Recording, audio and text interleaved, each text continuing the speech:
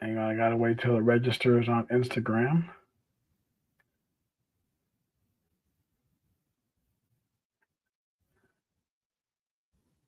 Okay.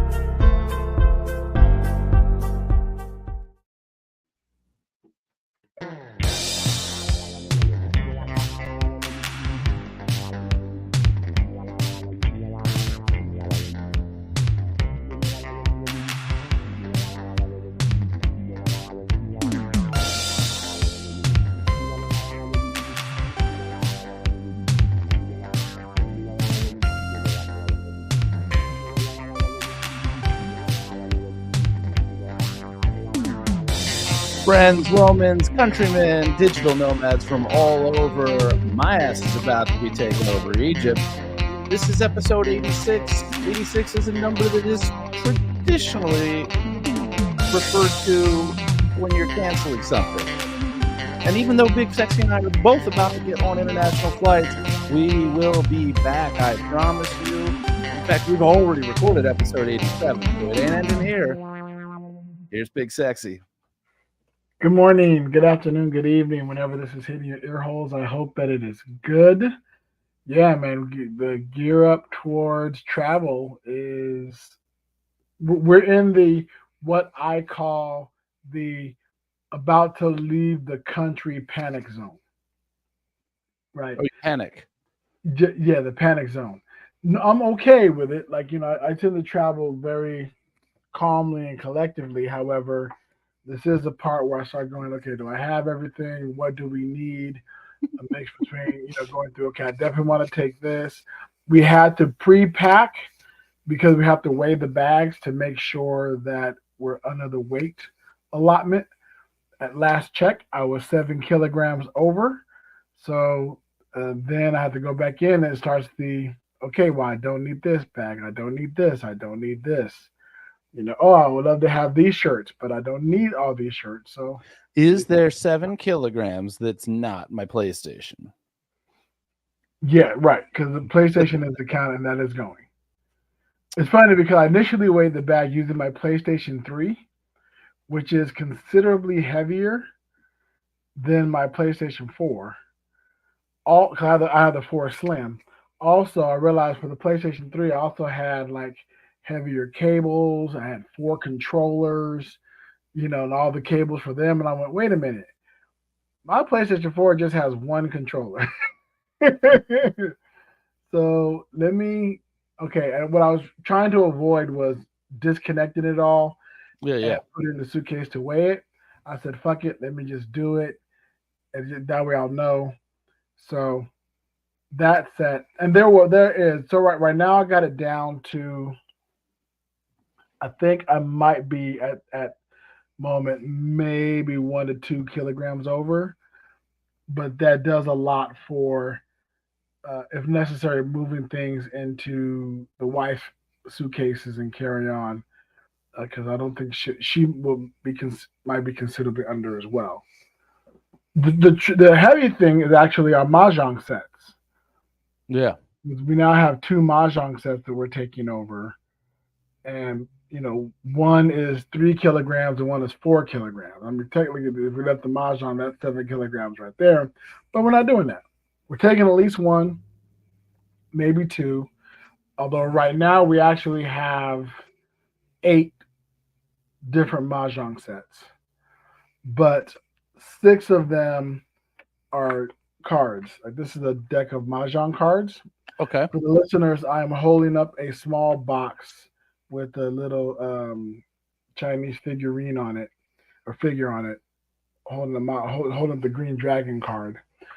These are decks of mahjong cards, and we have 5 small decks and one of the same kind of decks, but in a metal tin.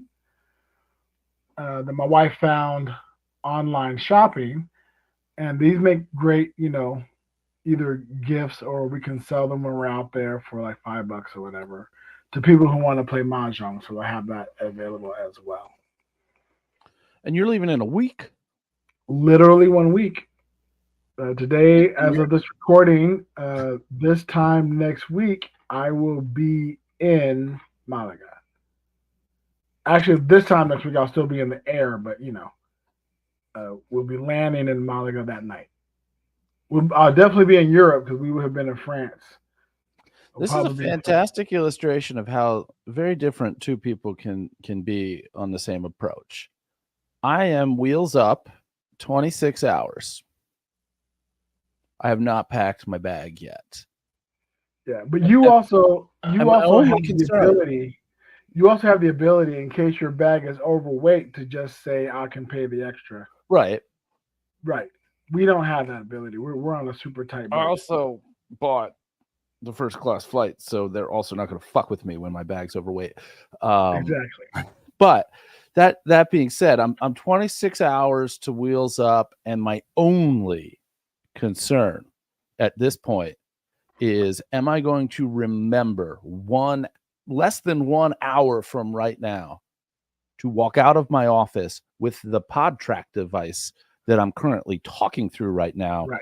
so that I can interview people who are actually fucking interesting when I'm in Egypt. Exactly. Because I already know some of the people who will be there, and they are world-class touring magicians, and they're all worth talking to, and most of them are not assholes. So unlike my Disney cruise where I lugged all that equipment with me and everybody was a prick, I actually plan to take some time with folks if the time is there and Right. chat on a recording device. Yeah. This time around, I'm not taking my microphone or as heavy as stand because my microphone, and listeners, you may realize the sound quality has changed a bit. My microphone has taken a dump. It was starting to get really staticky, and I really looked into how to fix it. And the YouTube is great for that kind of stuff. To say to fix your microphone, you just take it all apart, and you just got to solder that connector. And I'm like, you lost me at take it all apart. Like they showed a guy with a rag and pliers pulling off the knobs, and I'm not I doing don't have a all that. blacksmith table here. I'm Dink, not dink, setting stuff all dink, up. dink. So nope, yep, the microphone went in the crapper, and I realized it's gotten. I only paid $100 for it. It's definitely gotten its use out of the multiple times I podcast with. I traveled with it already. It has served its purpose. It has served me well. What sucks is right before it died, I ordered pop covers for it. Mm. So the good news is I'm going to buy another mic. I'm not going to buy another Blue Yeti because of this issue. I'm definitely going to buy a Shure, but then I know I have mic covers already in place when I purchase those. So, yeah, the microphone is just like a celebrity, and it is hard to look at a celebrity going.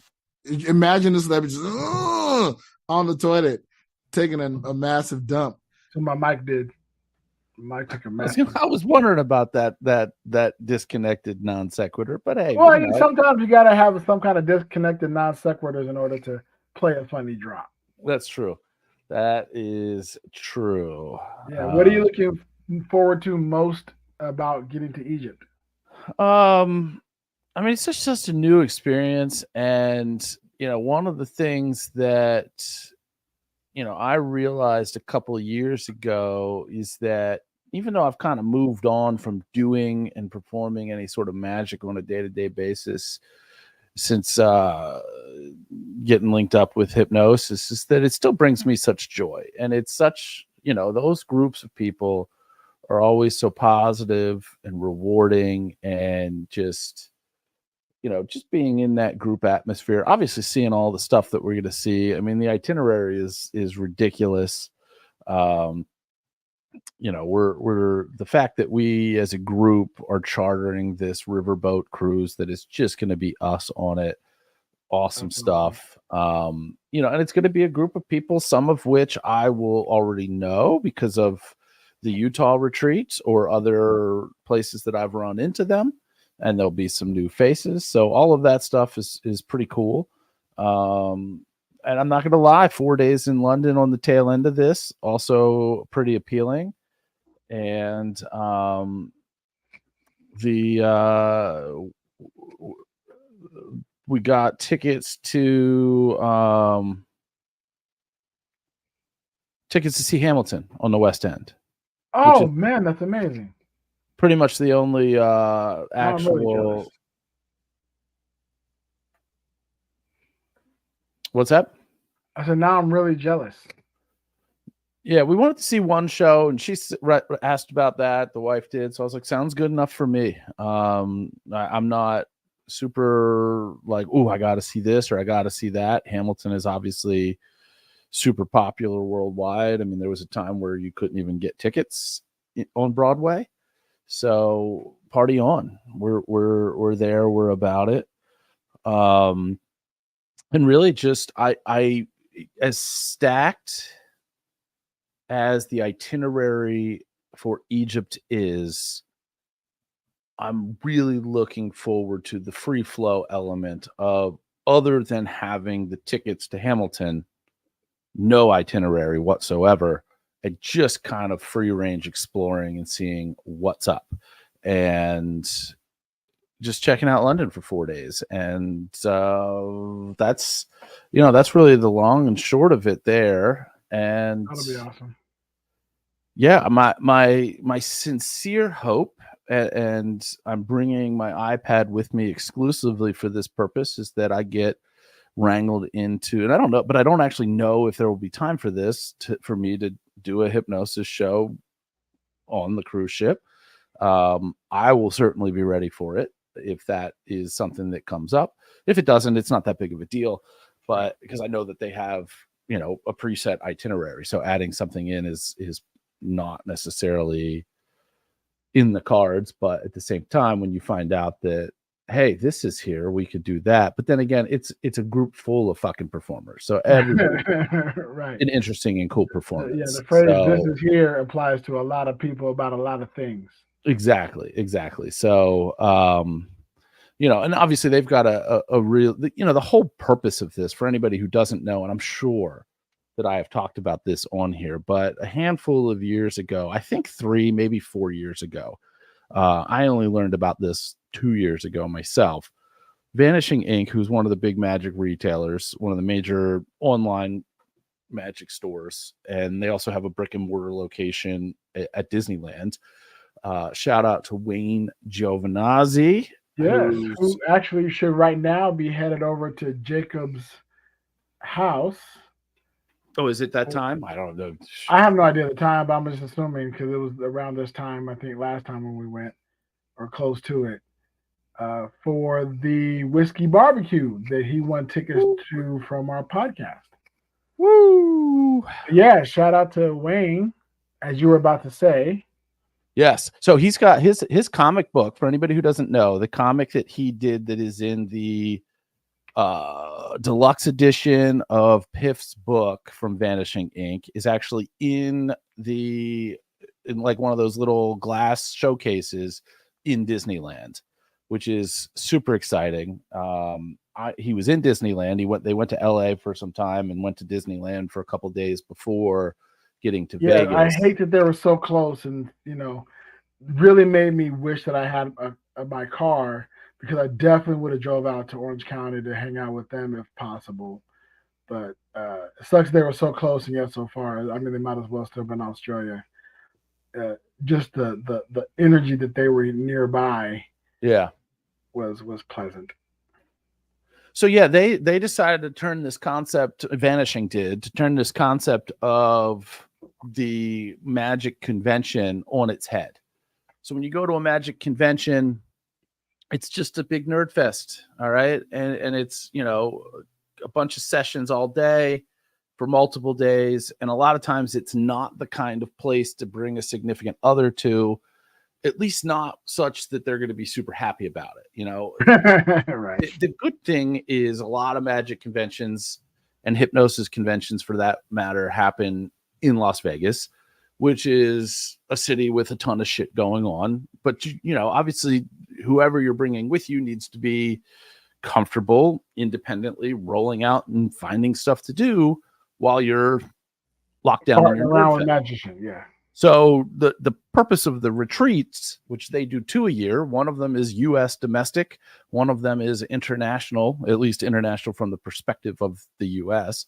And it is they're usually a week long, and they are more geared toward all of the other stuff with respect to the destination than the magic. Not to diminish the magic element of it, because they usually bring 2 to 4 really top-notch minds in magic that are part of that. They do lectures, they do performances, but really the magic stuff is only like an hour or 2 out of any given day, not the 8 to 10 hour nerd fest that a convention traditionally is. So like on this trip, for example, we're doing 2 days in Cairo, so we'll do the pyramids and we'll do the Sphinx and we'll do a camel ride and all this other stuff. Then we go down to Luxor, which is where the Valley of the Kings is, and a whole bunch of they have that glass pyramid with the light on top, right? You mean like the one on the back of the dollar bill? And yeah, that's the. Oh no, you're talking about the one that's on the north end of the strip. The south end of the strip. Yeah, the south end of the strip. Yeah, south. Why am I upside down? No, that's. There's no glass pyramid in the city of Luxor. I doubt it. Egypt, no. If there is, I'll take a picture of it for you. Yeah, hey, where's guys? Where's the Doritos logo that's sometimes on this bad boy? Right. Where's Blue Man Group? Can I see the Blue Man Group? Where they performing? Is Carrot Top in today? Where them fantasy girls at? So yeah, that and a bunch of just really great stuff that we're gonna do, and then obviously there'll be some magic stuff in there with some really amazing magic minds. So obviously I'm looking forward to all of that, and just hanging out with people that I've met on past retreats. And I'm also like, for whatever reason, because I know that on the last day or the next to the last day, so at some dinner where everybody's all together, they're going to drop the bomb on us about where next year's international retreat is going to be. Ooh, do you have an idea of where it might be? You have hopes? No clue whatsoever. And I if there is, like, in trying to noodle this out and me saying, hey, what are some places that have some sort of magical historical tie to them? And the 2 big ones that jumped into my mind are China and India, because they have a long tradition of magic from, I don't want to say prehistoric times, because that's not like certainly pre-modern Neanderthals that were doing all that magic stuff. Yeah. So, but then I kind of flipped the script in my head of where is a place that if that were the announcement that I wouldn't want to go, and I got nothing. Like, you name a place that I would, other than the obvious, like they're not going to take us to Afghanistan, they're not going to Haiti. Or places where, I mean, Egypt is probably as close to any sort of civil unrest that they're ever gonna to put it out there for. But like other places, I mean, there is such a strong tradition of like card magic in Spain and Brazil and any of these places, like Stonehenge places that I would just be like, sign me up now. And obviously those of us that are there will have the ability to say, hey, put me down, and you can give them a refundable deposit that holds your spot, even though, like, a friend of mine that was on the Tuscany retreat that they did last year, that's when they announced, those folks got the first hit at Egypt, and then they kind of snuck me in, and obviously they were okay with that because I was a retreat alumni. But yeah, I can't think of a country that if they were like, we're going here, I'd be like, oh, well, maybe the next one. Right.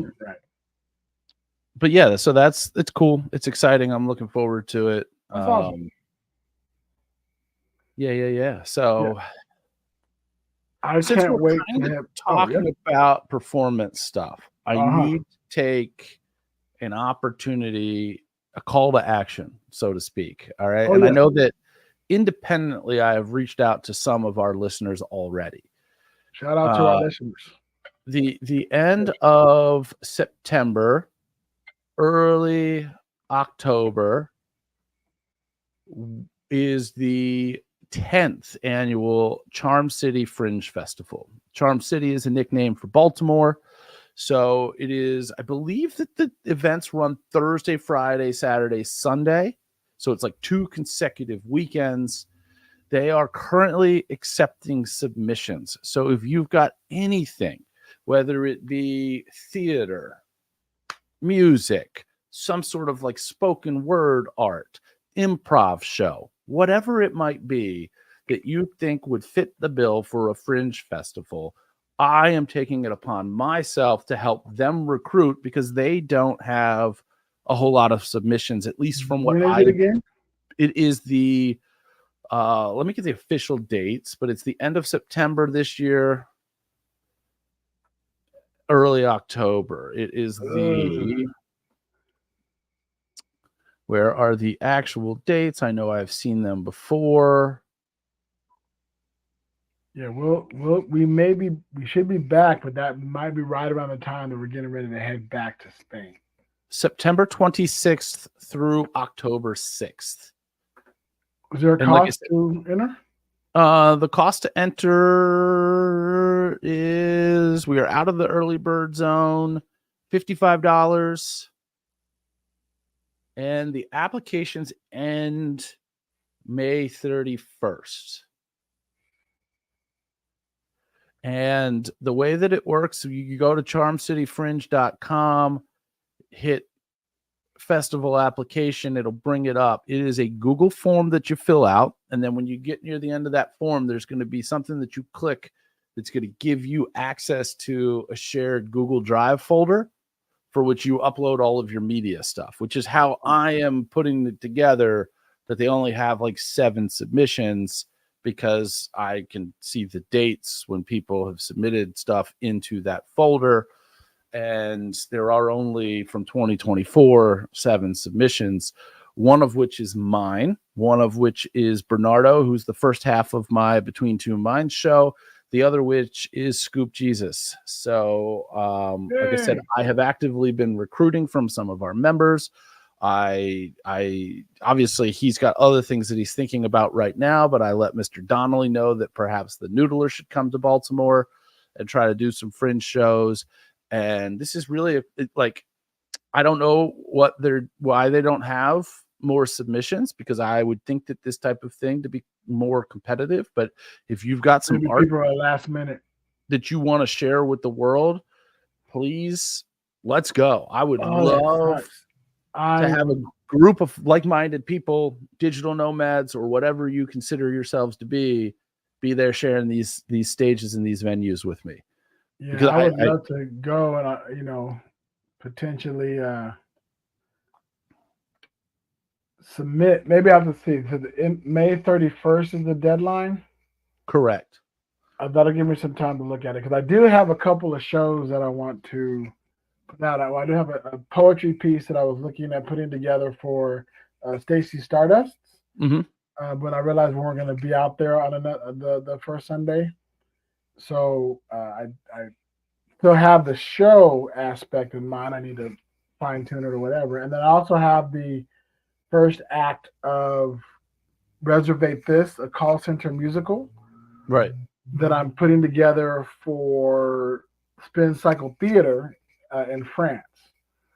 And so I want to get together. I want to put that together and get a reading together. I don't know if I can have that together. I mean, I wouldn't have to have that thing together by the deadline. The question, of course, it becomes cost of okay, if where we'll be, can I afford the flight to get there? What am I putting up? What is ready to go? or close enough to be ready to go that I'll be ready to perform it at a Fringe festival. So maybe for Big Sexy personally, maybe. But listeners, if you are a performer or entertainer and you have something, you should definitely look into it. Where do they go to do that? charmcityfringe.com. It looks like they're looking for shows that are between 40 and 60 minutes. And it's really, a wide variety of stuff that they are interested in taking. It's a Fringe, so if you got some experimental theater that you want to take out to the Baltimore area, go ahead and make that arrangement. And I'm just looking through to see if there's anything. Yeah, that's about it. That's why Bernardo and I have and this is not new because this is kind of standard for Fringe festivals. Our show runs an hour and a half together, but it's two shows that could stand on their own. So we've applied separately, and that's what we're doing in Rochester, which is super cool. Have you spoken to them about getting you guys' like book back to back, as it were? Baltimore? Yeah. Not yet, because we probably won't get like they're not announcing anything to anybody about just yet. We're technically not in. I'm I'm assuming from the limited submissions that we're in. Right. Okay.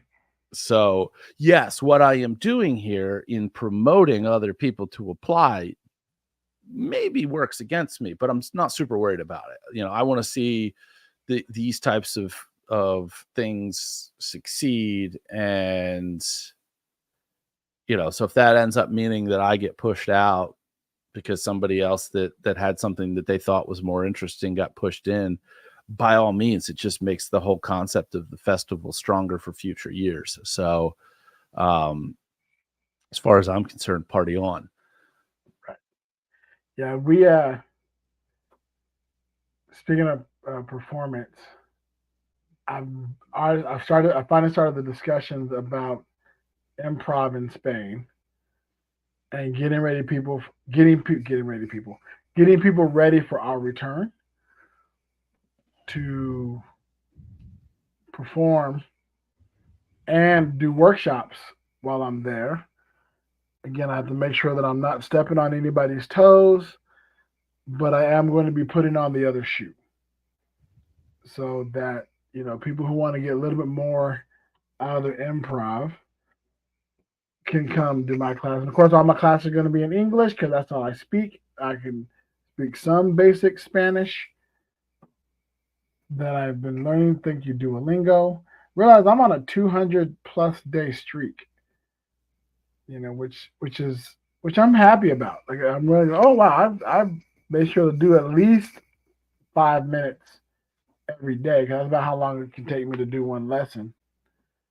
Just to keep the streak alive. But I really don't want to let the streak die. And it's a cool way to start the day. Start the day with the Spanish. It's like, because, they do things to try to keep you on the longer. Like they give you, double points for 15 minutes. I don't want to be here for 15 minutes. I'll take the double points and I'll do a quick lesson or whatever, get the double points on that. But then you can join up with friends and, do friend quests and stuff together. So I really do appreciate that kind of stuff. Shout out to any friends I've done Spanish quests with. I appreciate you all helping me out. And you're welcome. And we're going. Welcome to Captain Birdseye 4.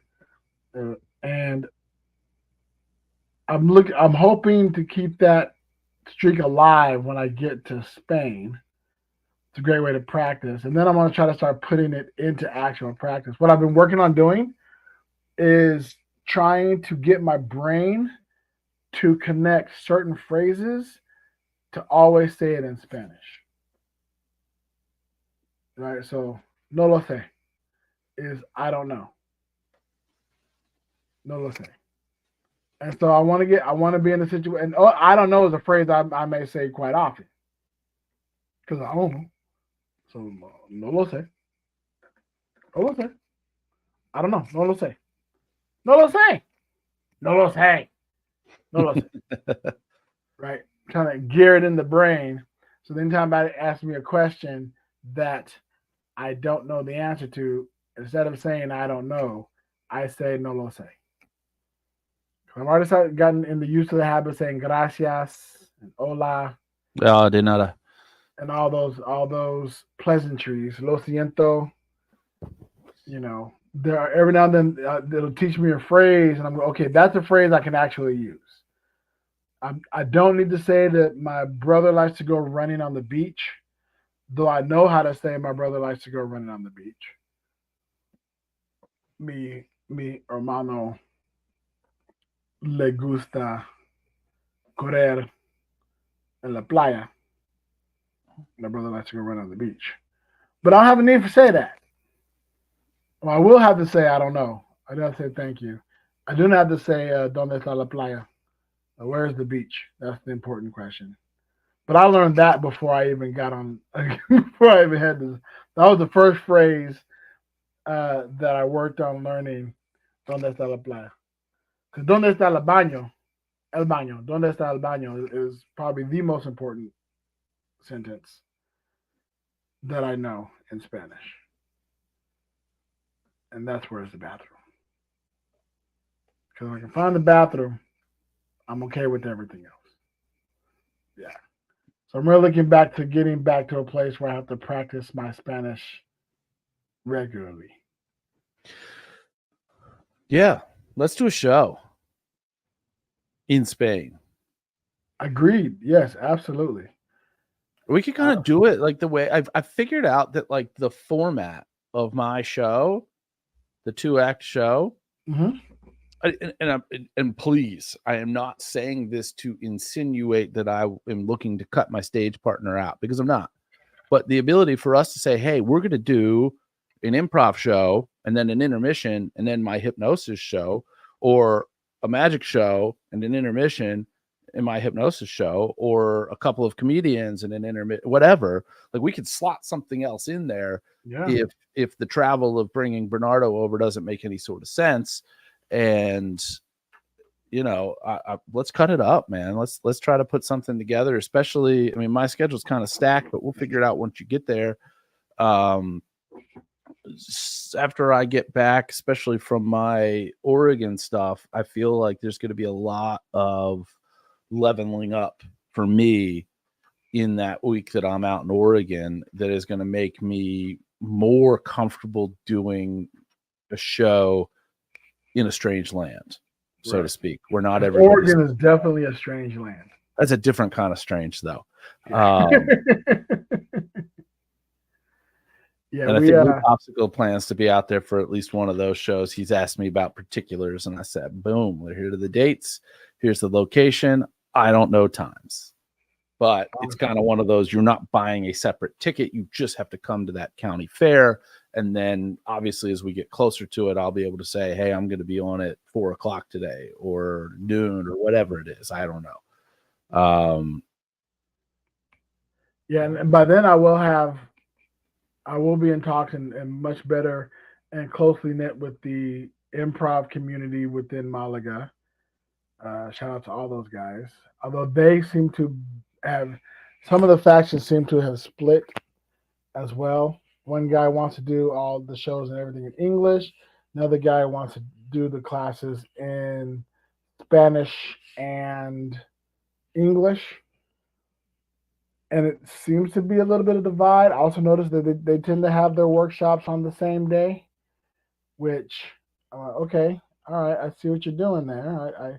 I recognize this. I've been in theater companies where people had different ideologies and decided to split together. But I'm going to come in and I'm not going to necessarily be a uniter, but I am going to, give people who want more of it, who really like it, the opportunity to get it from a different perspective.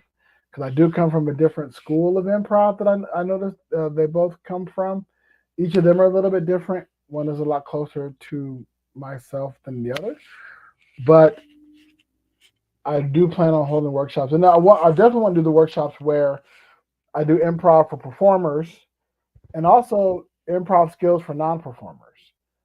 and offer this as a, let me give you some skills that you can use in everyday life or at your job site. Different ways to think about things and different ways to approach life without using the improv bases and improv skills that I have uh, figured out over my many decades of living, which will lead me into doing coaching, which is one of the possibilities that has been presented to me as somebody said, you should maybe become a coach. You should look at doing that. You give really great advice. I'm like, oh, well, let me look into that. You know, big sexy life coach. That has a nice ring to it. Big sexy life coach.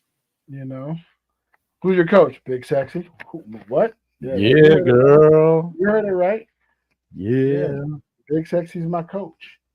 Oh, wait, what do you learn? Man, he's deep about life. He's into life. He understands, and he will tell it to you real. He'll give it to you as honest, and he won't sugarcoat it. And if all else fails, he'll tell you to put it into somebody's mouth. Speaking of coaches, I've got some clients that have new coaches.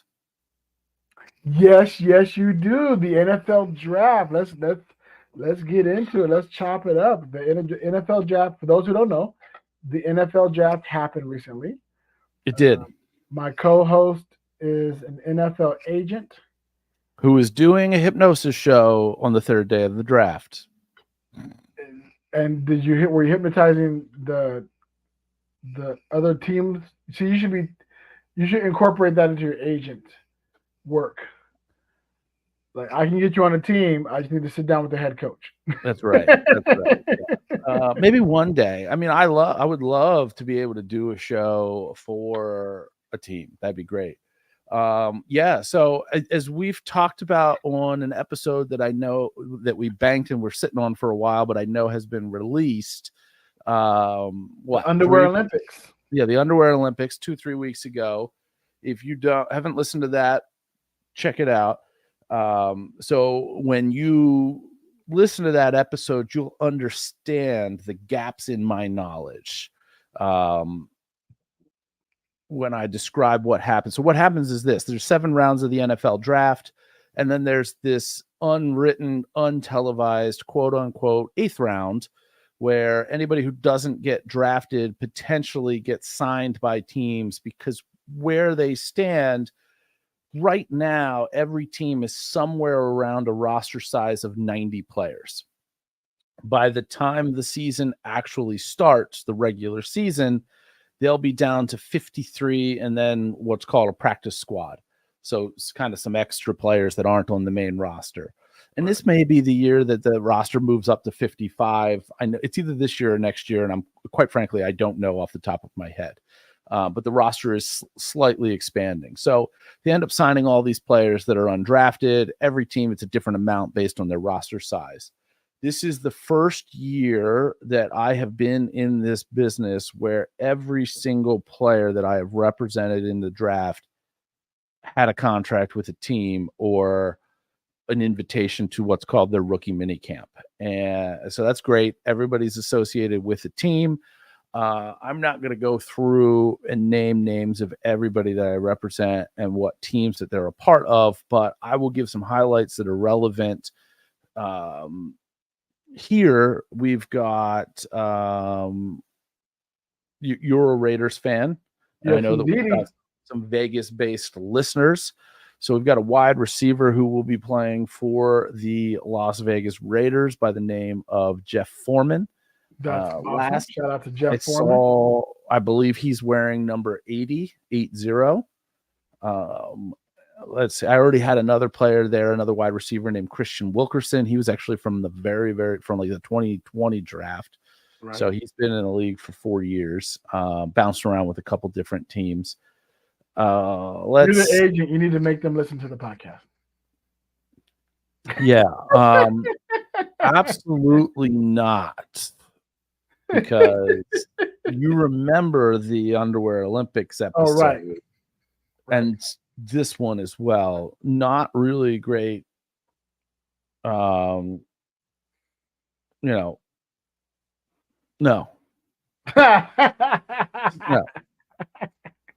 I am getting some weird calls right now.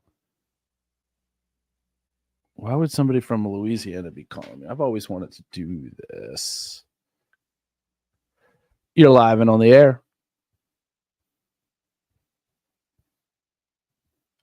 You are live on Big Sexy Digital Nomad. Like, you're literally live. We are live streaming this episode.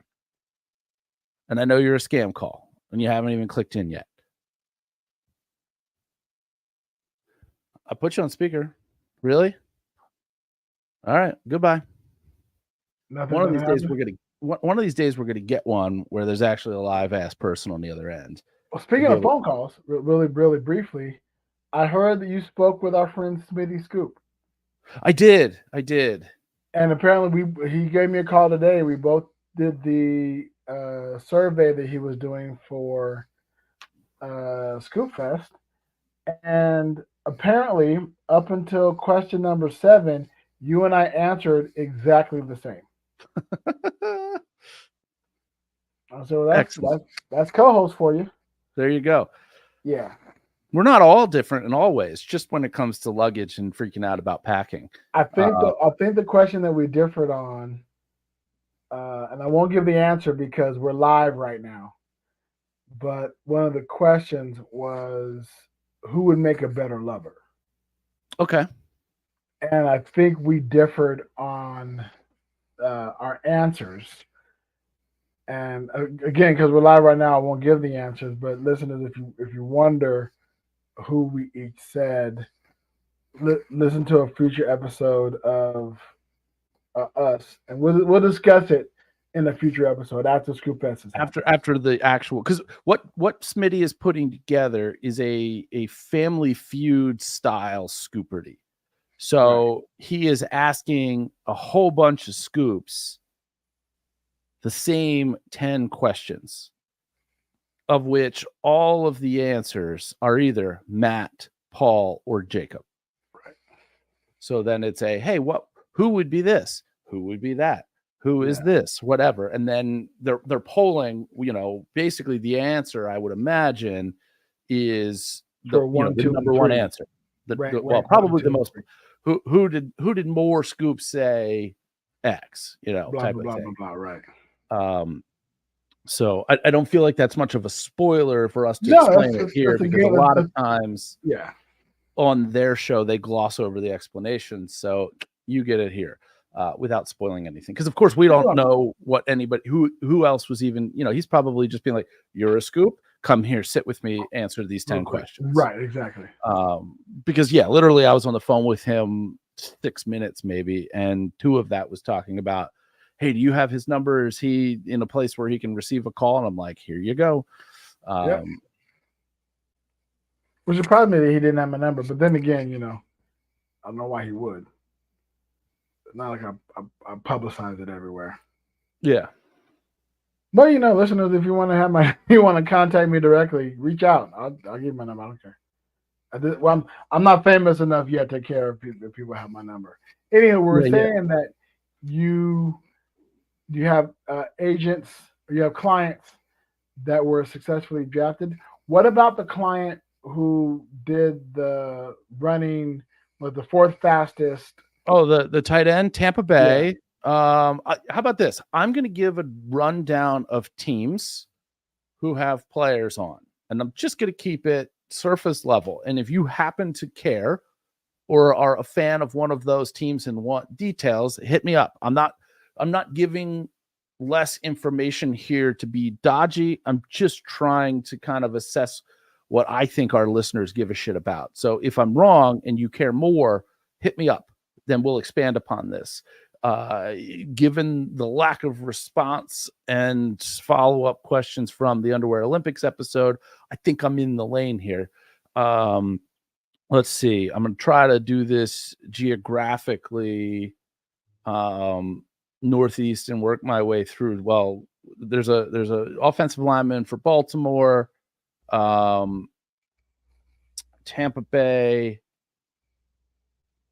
Tennessee, Green Bay, couple of Vikings.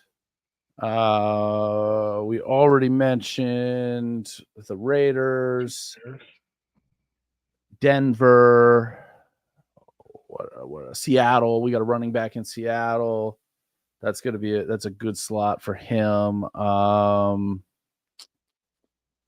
What else? Let's see. I'm looking at a picture of a guy with the Vikings helmet in front of him signing his contract that was just texted me earlier today. I mean, we got like 10 guys new on teams, so it's fun stuff. And I'll get more excited about it, and I'll get deeper into it once we get to the season, when I know that guys are going to be active on teams. It's probably, in my opinion, the best way to do it. To be like, hey, so and so, on this. Did I say Green Bay? Yeah, we got a guy in Green Bay. At some point in time, it'll be time for me to get one of those boards where it's like, which team don't you have players on, or haven't had players on. We're getting close. I got a Saint. That's all I can remember off the top of my head right now, which is the reason why I'm not encouraging any of these cats to listen to this, because this makes me look like an asshole. But that seems to be a recurring But that's theme. a lot of players. I mean, that's and memory ain't always the greatest. But shout out to all the players who made it onto a team, get onto a roster. Congratulations. I hope you excel, and eventually you are on a playing card, and some little boy in some podunk town is so happy that you took the time to randomly, run by him and give him a high five while they were at the game.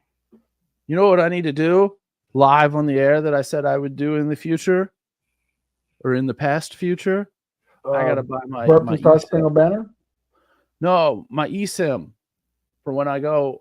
Yes. Remember I said that I was going to do, I think that this is in a bank episode that's coming next week, where I teased the fact that I would have, or maybe we would have done it now, that we had.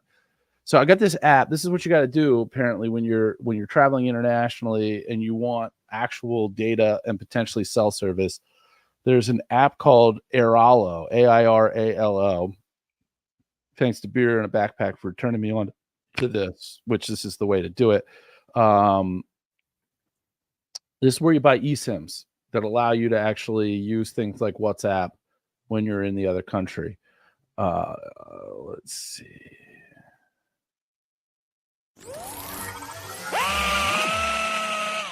No, this is like a feature type of thing, right? Like we're actually just doing this.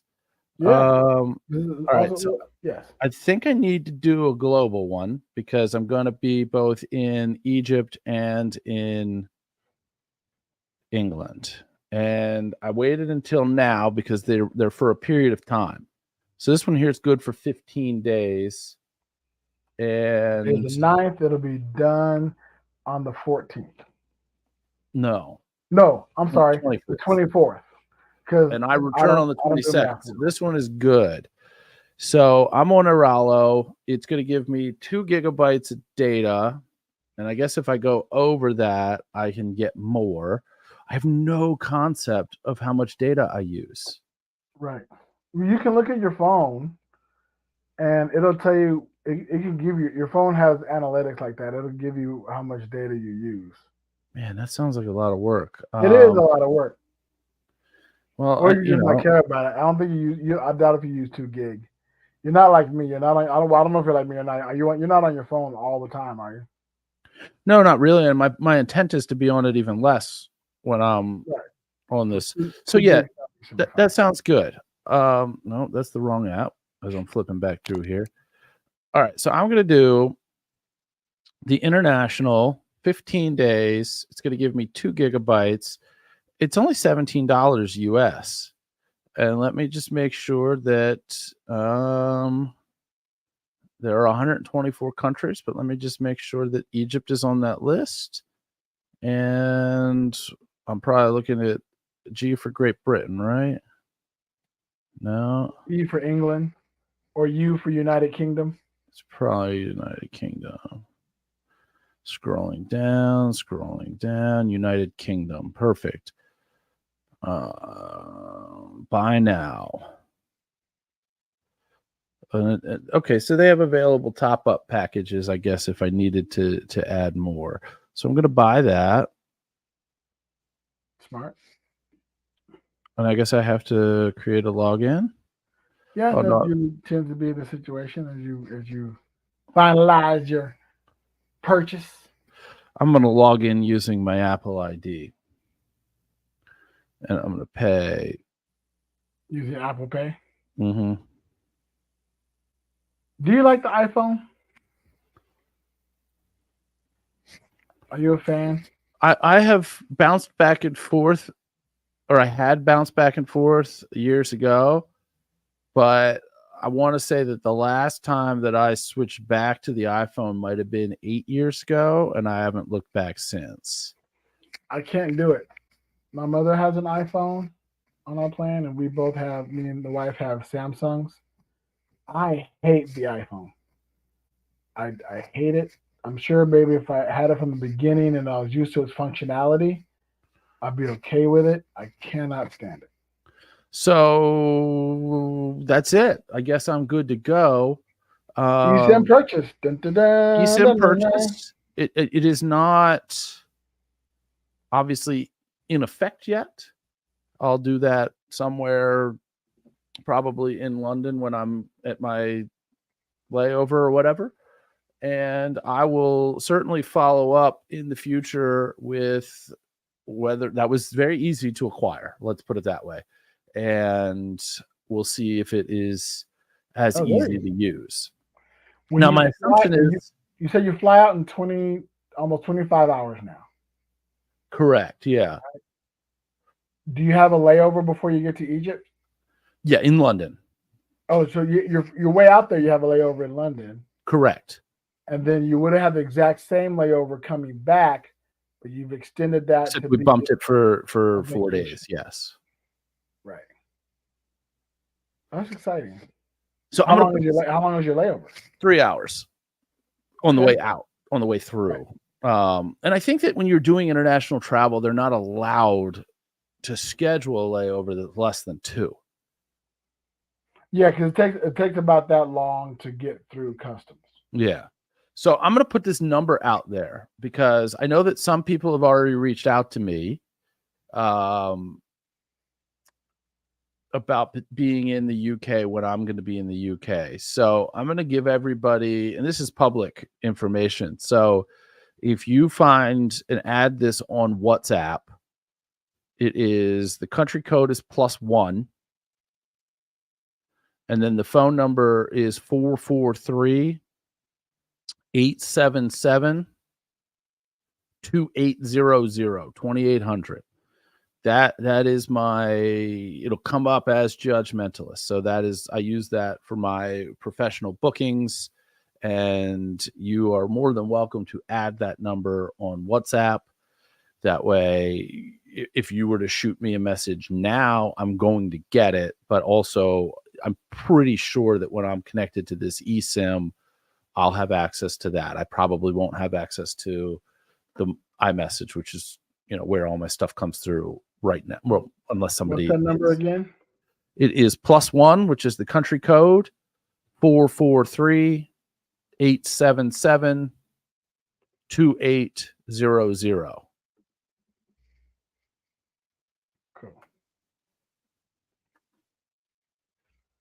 Ooh, there you go, viewers of the podcast. You now have that number. Take time, write it down. Hit Judgmentalist up, especially if you're a listener in the United Kingdom. I know it's always fun to have friends. Cause y'all remember when me and the wife went to England. We were so happy to go, even though we're only going for 1 day, and it sucked so heavily because we have so many friends there and didn't get to see not one of them. Everybody was too busy. To be granted, we were there on like a Wednesday, I think. Tuesday or Wednesday. So people had to work and whatnot. Yeah. And that's fine. That happens. But when we go, we are planning to go back. We do plan to go back again at some point in time and spend more time there, definitely make sure we need to see our friends. Shout out to Joe and Alex. Shout out to Bree and Sam. Shout out to Harry and their husband, whose name I don't remember because we haven't really met yet. So, but shout out to all of them and any of the other friends we have across the pond. Shout out to Mira, who is giving me some good information about stuff across the pond as well. Listeners, if you would like information about like the places we've gone and where we've gone, the travel, the things we do, if you plan on traveling, like you want to go to Spain or whatever, you have questions about that kind of stuff, hit us up. Let us know. We're happy to provide information. We talk a lot about entertainment here. We talk a lot about magic and hypnosis. We talk a lot of shenanigans and every now and then some NFL stuff. And we talk about Vegas a lot and our fellow podcasters. We do shoot the shit, but we both are also a wealth of information. Yeah. So if you have any questions about stuff, feel free to ask. It's always, I always say sometimes it's hard for me to think about like what to present, as it were. What topic of travel education do you want to hear from Big Sexy Digital Nomad today? I don't think of that kind of stuff. And so further suggestion using Chat GPT to kind of generate some potential questions, and maybe we'll do that in a further episode. Maybe I'll hit Chat GPT up with like top 10 questions people have about becoming a digital nomad, and then handpicking some of those and answering them on air. I think that'd be kind of fun. And if there's any other formats or anything else you'd like to hear us do or see us do, don't hesitate to ask. We appreciate that. And then, I always got to remember, and I can remember that we get to do this through this program. We can do this on air. So I can do this for the video and then this for the audio. What kind of weirdo digital nomads from cruise ships? Well, when I'm not being hypnotized by Judgmentalist or serenaded with custom parodies by Big Sexy, I'm thinking about, talking about, and writing about cruising. Check out ship tours, cruise tips, and even join us on a group cruise by visiting cruisehabit.com/BSDN. Come talk ship with us. Again, that's cruisehabit.com/BSDN. Thanks for listening. Safe travels. That's right. Let's talk a lot of shit. Absolutely with them. Shout out to Billy again. Appreciate them over at cruisehabit.com for being a sponsor. If you too would like to be a sponsor of the podcast, you have an ad for something you want to promote, hit us up. We'll definitely put it in. I wouldn't mind. We'll start having a designated segment for our different sponsors. Happy to do so. If you want to just, be a personal sponsor of the podcast, swing on over to bullwiththebutthole.com. Yeah. Where you too can join our Patreon community, sign up there, get access to things like our bonus episode videos where you can see the people that we get a chance to interview instead of just hearing their voices. You also get access to behind the scenes stuff with either some Between the Minds stuff, although that's not on the Between the Minds Patreon. But you access to my daily walkabouts here and there that I post every now and then.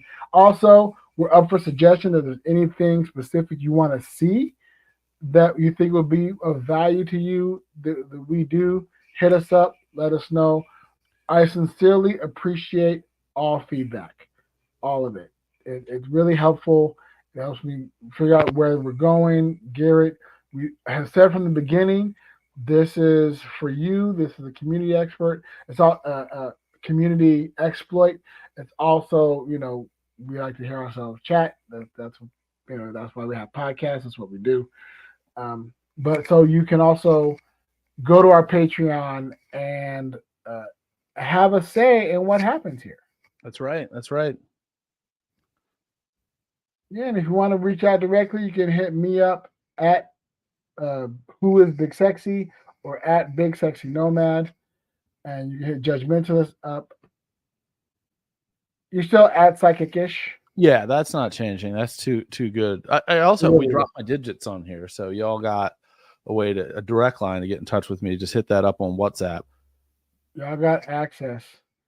And be sure to, again, check out our sponsor. Cruisehabit.com, bitches. Yeah. Yeah, go to cruisehabit.com/BSDN or cruisehabit.com/big sexy. Let them know that you went there to a site via us. To everybody who joined in on the stream, thank you all for tuning in. We appreciate you all being here and on the gram. And shout out to Abby joined in. Hello, Abby. Good to see you. Yeah, Abby. You got to check out her interview. She was one of the first group of interviews I did off of the cruise ship. You guys may remember. They've recently been traveling more around the world. Definitely have to have her back on the podcast. She's did some time in Marrakesh, spent some things in Marrakesh and all that kind of stuff. So really excited. Definitely look forward to chatting to her again soon. Abby, we'll have to set some stuff up. But in the meantime,